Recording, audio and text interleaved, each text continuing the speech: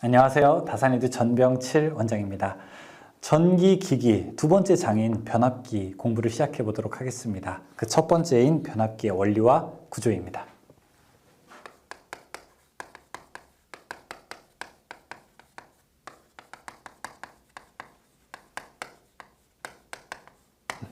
자, 변압기 말씀 많이 들어보셨습니까? 변압기라는 말. 변압기라고 하는 거는 트랜스포머라고 해서 우리가 보통 이제 그냥 T, R 이렇게도 표기를 하게 되죠. 변압기는 좀 재미있는 기계인데, 자, 이 변압기가 있다라고 하면 여기를 전기를 집어넣는 입력 측이 있고 이쪽이 전기가 나오는 출력 측이 있을 때, 자, 입력 측과 출력 측의 전압이 서로 다른 기계가 되는 거죠. 입력 측에서 전기를 넣은 것보다 출력 측의 전기가 더 높게 되면은 이걸 우리는 승압기라고 부르게 되고요. 업 트랜스포머라고 합니다. 입력 측보다 오히려 출력 측의 전압이 더 낮게 나오게 되면요. 이걸 우리가 강압기라고 부르게 되는 거죠. 그래서 이제 우리가 다운 트랜스포머라고도 부르게 됩니다. 오르고 내리는 기계는 뭐예요? 그래서 승강기가 되는 거죠. 자, 그래서 입력하는 쪽, 전원과 연결된 쪽을 우리가 1차 측이라고 하게 되고요. 그 다음에 출력되는 쪽을 우리가 2차 측, 부하와 연결된 쪽을 2차 측이라고 하게 되는데, 1차 측과 2차 측의 전압이 서로 다른 것을 우리가 변압기라고 이야기를 하게 됩니다. 그럼 변압기의 기본 원리는 어떻게 될까요? 변압기의 기본 원리는 자, 보시는 것과 같습니다. 변압기는 일단 첫 번째 철심으로 되어 있습니다. 철심은 철 덩어리를 얘기하게 되는 거죠. 왜 철 덩어리가 되어 있느냐? 투자율을 크게 하기 위해서. 자, 이렇게 철 덩어리에다가 코일을 감게 됩니다. 한 바퀴, 두 바퀴, 세 바퀴, 네 바퀴, 다섯 바퀴. 저는 지금 여러분 보시기에 편하게 감았지만 훨씬 더 많은 횟수를 감고 여기다가 교류 전원을 연결하게 되죠. 전원이 연결된 쪽 1차 측. 다음에 자, 이렇게 감게 됩니다. 감는 방향이 서로 마주보는 방향을 우리가 감극성이라고 하게 되고요. 서로 상쇄되는, 서로 이제 대칭되는 그런 구조가 되는 거죠. 자, 여기는 부하 쪽이 되는 겁니다. 이렇게 감지 않고 서로 더해지는 것은 가극성인데, 우리나라 표준은 이런 감극성을 채택하고 있습니다. 자, 그럼 여기서 어떤 일이 벌어지는지 한번 보도록 할게요. 처음에 자, 이쪽이 플러스고 이쪽이 마이너스일 때는요, 전류가 어떻게 흐르냐면요, 여기가 플러스고 이쪽이 마이너스가 되면은 전류는 이렇게 흐르게 됩니다. 그쵸? 그러면은 앙페르의 오른손 법칙에 의해서 자기장이 이렇게 만들어져요. 자속 파이가 자, 이렇게 철심을 타고서 가게 됩니다. 물론 중간에 이렇게 튀어나오는 누설 자속인 애들도 있죠. 걔네들은 이제 손실이고요. 그쵸? 자, 이쪽으로 오게 되면은 2차 측 코일과 만나게 될 때 렌츠의 법칙에 의해서 자속의 증가 혹은 감소를 방해하는 방향. 지금 자속이 증가하고 있기 때문에 이거를 방해하는 방향으로 이렇게 자장이 만들어지게 됩니다. 그럼 이때 앙페르의 오른손 법칙에 의해서 엄지손가락 이쪽에 N극이 되게 되니까 전류는 어디로 흐르냐? 자, 이렇게 흘러가게 됩니다. 그럼 여기가 플러스가 되고 이쪽이 마이너스가 되는 거죠. 여기 플러스 마이너스일 때 그대로 플러스 마이너스가 되겠네요. 그렇죠? 자, 또 반대로 그러면 이쪽이 마이너스이고 이쪽이 플러스일 때는 어떻게 되느냐? 반대로 여기가 또 마이너스가 되고 이쪽이 플러스가 됩니다. 즉 1차 측에서 플러스 마이너스가 계속 변함에 따라서 2차 측에서 그대로 주파수 그대로 가져와서 변하게 되는 거죠. 그러면은 내가 전기를 많이 만들고 싶어요. 내가 전기를 많이 만들고 싶으면 어떻게 하냐? 쉽습니다. 1차 측에 있는 권선과 2차 측에 있는 권선의 권수 몇 번 감았느냐가 중요하게 돼요. 여기 예를 들어 10번 감았어요. 이쪽에 20번 감다 봐요. 그러면은 2배가 더 많아지는 겁니다. 여기 10번 감았어요. 이쪽 100번 감게 되면요. 10배가 더 커지게 되는 겁니다. 전압이.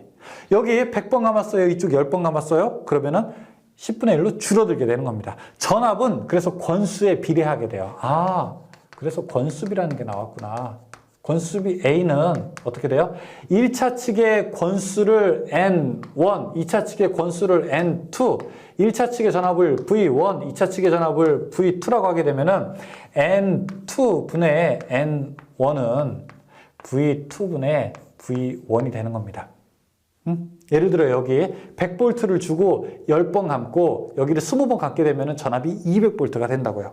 자, 그런데 전류, 여기 흐르는 전류를 I1이라고 하고 이쪽에 흐르는 전류를 I2라고 하게 되면은 그럼 전류는 어떻게 되느냐? 전류는 반대로 I1 분의 I2가 돼서 전류는 반비례하는 것을 볼 수 있어요. 자, 예를 들어 여기를 예를 들어 제가 100번 감았어요. 자, 이쪽을 200번 감았습니다. 권수는 몇 배가 된 거예요? 권수는 2배가 된 거죠. 그쵸? 자, 2배로 높아진 거죠. 그럼 여기에 100V를 주게 되면 전압은 어떻게 돼요? 여기는 200V가 된다는 거예요. 대신 여기가 5A가 되면요. 자, 이거는 2.5A로 줄어들게 되는 겁니다. 따라서 전력 P는 어떻게 돼요? P는 전압 곱하기 전류니까 여기는 500VA 되고요. 이쪽도 200 곱하기 2.5 하니까 500VA 되죠. 전력은 바뀌지 않아요. 만약에 전력까지 바뀌었다고 하면 이거는 변력기가 됐겠죠. 하지만 압력만 바뀌기 때문에 전압계라고 변압기라고 이렇게 부르게 됩니다. 여기서 조금 더 가서요. 조금 더 가서 자, 각 저항을 이야기하게 되면은 R2분의 R1을 이렇게 루트 씌워서 계산하기도 합니다. 자, 이런 얘기를 우리가 권수비라고 이렇게 이야기하게 됩니다. 어떤 거요? 권수비. 자, 한 페이지 넘기셔서 변압기의 유도기전력식 한번 보시고요. 1차 측에 유도되는 기전력 여기서 4.44 F1 N1 phi m 그 다음 이쪽에 4.44 F2 N2 phi 2 볼 수 있고요. 그 밑에 변압기의 등가 회로라고 되어 있죠. 변압기의 등가 회로는 이 변압기가 사실 여기서 전기를 주게 되면은요, 이 전기가 자기로 바뀌고 이 자기가 다시 전기로 바뀌게 되는 전자 유도 현상, 전자 유도 작용을 이용한 대표적인 기기가 되는 겁니다. 실제로 전기가 여기 막 통하는 건 아니에요. 2차 측으로. 전기적으로는 절연이 되어 있는 상태가 되는 것이죠. 그래서 전자 유도 작용을 이용한 건데 이것을 마치 전기 회로로 짜잔 하고 보여준 것을 우리가 변압기의 등가 회로라고 되어 있습니다. 3번 보시게 되면 변압기의 극성. 지금 여기 그림처럼 되어 있지. 이걸 우리가 감극성이라고 하게 되고요. 자, 오른쪽이 이 안쪽으로 해서 반대로 감겼다라고 하면은 더할 가짜를 써서 가극성. 우리나라 표준은 이 감극성이 되게 되는 겁니다. 자, 문제를 보면서 같이 한번 몇 개 풀어보도록 하죠. 1번. 변압기의 원리는 어느 작용을 이용한 것인가? 전자 유도작용 1번. 2번. 변압기의 1차 측이라는 무엇인가? 자, 변압기의 1차 측이라고 하는 것은요, 전원이 연결된 쪽이에요. 전원 측이고요. 자, 다음에 2차 측이라고 하는 것은요, 부하와 연결된 쪽입니다. 어느 곳이 뭐 고압, 저압 이건 관계없어요. 1차가 고압일 수도 있고 1차가 저압일 수도 있잖아요. 3번 변압기에서 2차 측이라는 무엇이냐? 부하 측. 4번 변압기의 용도가 아닌 것은 1번 교류 전압의 변환, 3번 임피던스 변환, 4번 교류 전류의 변환이 맞는데 2번 주파수는 변환하지 않아요. 3번 변압기에 대한 설명 중에서 틀린 것은 무엇이냐? 1번 전압을 변성한다, 전력을 발생하지 않는다. 3번의 전격 출력은 1차 측 단자를 기준으로 하게 된다. 자, 5번에 전격 용량은요. 자, 용량은 2차 측의 전압과 2차 측의 전류를 곱을 가지고 우리가 용량이라고 하게 됩니다. 그러니까 답은 3번이 잘못된 거예요. 6번 변압기의 철심에서 실제 철의 단면적과 철심의 유효 면적과의 비를, 철심의 면적에서 얼마나 유효하게 감았냐를 비를 우리가 점적률이라고 이야기합니다. 점적률이 높을수록 좋겠죠. 7번 1차 권수가 6000, 2차 권수가 200인 변압기에서 이 변압기의 전압비는 어떻게 되는가? 자, 1차 권수가 6000이래요. 2차 권수는 200이래요. 그럼 권수비 얼마예요? 30. 권수비는 보통 우리가 사용하는 대충의 변압기들은 다 전압을 다 내리는 겁니다. 다 내리는 거기 때문에 권수비가 정수로 되어 있으면 전압이 내려가게 되는 거죠. 1보다 작게 되면요, 전압이 올라가게 되는 게 되는 겁니다. 8번. 1차 전압이 6300V, 2차 전압이 210이다. 이 변압기의 권수비는 어떻게 되는가? 6300V, 그 다음에 210V. 이거 얼마예요? 30. 9번. 1차 전압이 3300, 2차 전압이 220이다. 권수비는 어떻게 되는가? 3300, 그 다음에 220. 권수비는 15. 10번 6600, 220V인 변압기에 1차에 2850V를 가하면 어떻게 되겠는가? 자, 권수비가 6600에서 220이에요. 그럼 권수비 A는 얼마입니까? 30이 되겠죠. 그러면은 1차에 2850을 30으로 나누게 되면은 어떻게 됩니까? 그럼 95V가 되겠네요. 11번 다음 중 변압기의 권수에 대한 A에 대한 식이 바르게 된 것은, 자, 여기서 식 찾으면 되겠죠. 그쵸? 1번 A 루트 R2분의 R1 이렇게도 계산할 수 있습니다. 12번 변압기의 1차에 80회. 자, 12번 1차에 80회를 감고 그 다음에 2차에 320회를 감았대요. 그러면은 지금 몇 배가 됐습니까? 4배로 뻥튀기가 되는 거네요. 그렇죠? 4배로. 자, 그럼 1차에 100V를 가하게 됐을 때 2차는 몇 볼트가 됩니까? 80, 2차 건수가 320대. 1차가 100V가 아니죠. 2차가 100V면 1차는 얼마? 4배로 뻥튀기 됐으니까 얼마에서 4배로 해야지 100이 됩니까? 25V였겠네요. 그렇죠? 답은 2번. 3번 변압기의 권수가 60일 때 2차 측 저항이 0.15입니다. 이것을 1차로 환산하게 되면 어떻게 되는가 물어보고 있습니다. 권수비가 A가 60이다라고 하는 거는 권수비 A는 자, 저항으로 하게 되면은 R2분의 R1 이렇게 되죠. 자, 이 얘기는 A 제곱이 R2분의 R1 이렇게 된다는 거고 지금 1차로 환산하면 R1이 얼마냐 물어보고 있는 거야. R1은 A의 제곱에 R2가 되고 A 값은요. 60의 제곱 곱하기 R2 값 0.1 계산합니다. 66, 36, 3600에다가 하게 되면 360. 답 2번. 14번 변압기의 2차 저항이 0.5 그러니까 역시 똑같이 가게 되죠. 권수비네요.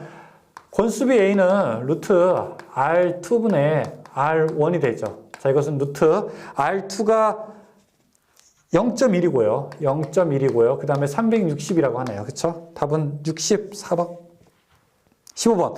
변압기의 자속에 관한 설명으로 옳은 것은 어떻게 되는가? 변압기의 자속은요. E는 이렇게 4.44 F 파이 그 다음에 F N 파이 M이라고 해야 되나요? N 이렇게 이야기할 수 있습니다. 그러면 여기서 자속에 대한 거. 자속은 4.44 FN분의 E 이렇게 둘 수 있죠. 그럼 여기서 전압에 비례하고 주파수에는 반비례하게 된다. 권수에도 반비례하게 되고 답 4번. 16번 복잡한 전기 회로를 등가 임피던스를 사용하여 간단히 변환시킨 회로는 우리가 전기 회로처럼 나타낸 거. 뭐라고 했죠? 등가 회로. 17번 권수비 30인 변압기의 저압측 전압이 8V인 경우 극성시험에서 가극성과 감극성의 전압차는 어떻게 되는가 물어보고 있습니다. 자, 지금 권수비가 30이라고 해요. 권수비 A가 30이라고 하고 저압측 전압이 8V라고 이렇게 이야기를 했습니다. 저압측이 8V면은 고압측은 얼마가 된다는 거예요? 240V가 된다는 거지. 240이 8V가. 그래야지 권수비가 30이죠. 그렇죠? 자, 이때 가극성과 감극성의 차이. 가극성은요, 2개를 더하게 되는 거고요. 그러면은 가극성일 때는 2개를 더해서 248V가 되고, 감극성은요, 2개를 빼면 됩니다. 감극성일 때 2개를 빼게 되면 232V가 되죠. 그럼 2개의 차이는 얼마가 돼요? 16V가 되겠네요. 답은 2번. 잘 나오는 문제는 아니에요. 물음표 쳐두세요. 네. 여기 권수비 이렇게 R2, R1 나온 거 이런 거 정도만 물음표고 아마 다른 거는 여러분들이 다 한 2번 정도만 보시면은 푸실 수 있을 것 같습니다. 자, 변압기의 원리와 구조 설명 마치겠습니다. 수고하셨습니다.